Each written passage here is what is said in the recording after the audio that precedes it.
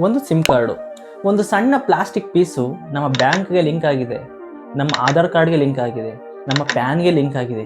ಅಷ್ಟೇ ಯಾಕೆ ನಮ್ಮ ಲೈಫ್ಗೆ ಲಿಂಕ್ ಆಗಿದೆ. ಅದನ್ನ ನಾವು ಆಕ್ಟಿವ್ ಆಗಿ ಇಟ್ಕೋಬೇಕು ಅಂದರೆ ಮಿನಿಮಮ್ 199 ರೂಪಾಯಿ ರೀಚಾರ್ಜ್ ಮಾಡಿಸ್ಲೇಬೇಕಾ? ದುಡಿತಾ ಇರೋರೇನೋ ಪರವಾಗಿಲ್ಲ, ಊರಲ್ಲಿರೋ ತಂದೆ ತಾಯಿಗಳು, ಹಳ್ಳಿ ರೈತರು, ಮತ್ತು ಓದ್ತಾ ಇರೋ ಹುಡುಗರು, ದಿನಗೂಲಿ ಕಾರ್ಮಿಕರ ಗತಿ ಏನು?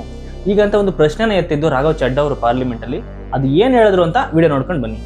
भारत में 125 करोड़ मोबाइल फोन यूजर हैं, जिसमें से 90% प्रीपेड प्लान के यूजर हैं। मैं उनकी ओर से दो समस्याएं उठाना चाहता हूं। सर, पहली समस्या है कि रिचार्ज खत्म होने के बाद आउटगोइंग के साथ साथ इनकमिंग कॉल का भी बंद होना। सर, जब प्रीपेड प्लान एक्सपायर होता है या मोबाइल रिचार्ज की वैलिडिटी खत्म होती है तो आपकी आवाज बंद कर दी जाती है।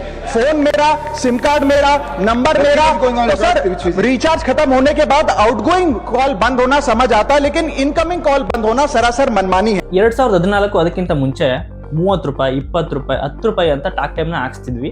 ಅದಕ್ಕೆ ವ್ಯಾಲಿಡಿಟಿನೇ ಇರಲಿಲ್ಲ. ಅದು ಎಷ್ಟು ತಿಂಗಳು ಬೇಕಾದರೂ ಇಟ್ಕೊಂಬೋದಿತ್ತು. ಮೋರ್ ಓವರದಲ್ಲಿ ಫ್ರೀ ಇನ್ಕಮಿಂಗ್ ಕಾಲ್ಸ್ ಇರ್ತಿತ್ತು, OTP ಬರ್ತಿತ್ತು ಫ್ರೀಯಾಗಿ, ಅಂದರೆ ಮೆಸೇಜ್ಗಳು ಬರ್ತಿತ್ತು.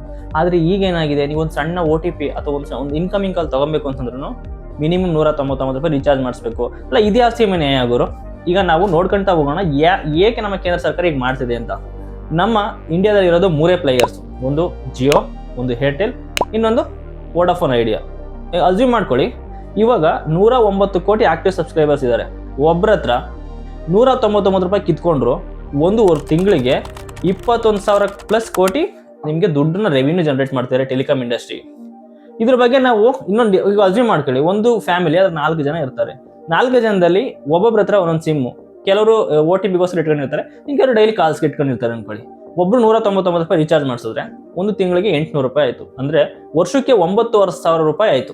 ಒಂದು ಫ್ಯಾಮಿಲಿ ಒಂದು ವರ್ಷಕ್ಕೆ 9,500 ರೂಪಾಯಿ ಸ್ಪೆಂಡ್ ಮಾಡೋವಂಥದ್ದು ಏನಿದೆ? ಈಗ ನಾನು ನಿಮಗೆ ಇದನ್ನ ಬಿಡ್ತೀನಿ. ನೀವು 199 ರೂಪಾಯಿ ರೀಚಾರ್ಜ್ ಮಾಡಿಸೋದು ಓಕೆನಾ, ಇಲ್ಲ ಬೇಡಪ್ಪ ನಮ್ಗೆ ಹಳೆಯ ಥರ 30 ರೂಪಾಯಿ ಇದ್ರೇ ಓಕೆನಾ ಅನ್ನೋದು ನಿಮಗೆ ಬಿಟ್ಟಿದ್ದು. ನಿಮ್ಮ ಅಭಿಪ್ರಾಯಗಳನ್ನ ಕಮೆಂಟಲ್ಲಿ ಹಾಕಿ, ವಿಡಿಯೋನ ಬೇಕಾದವರಿಗೆ ತಲುಪಿಸುವಂಥ ಕೆಲಸ ಮಾಡಿ. ನಮಸ್ಕಾರ.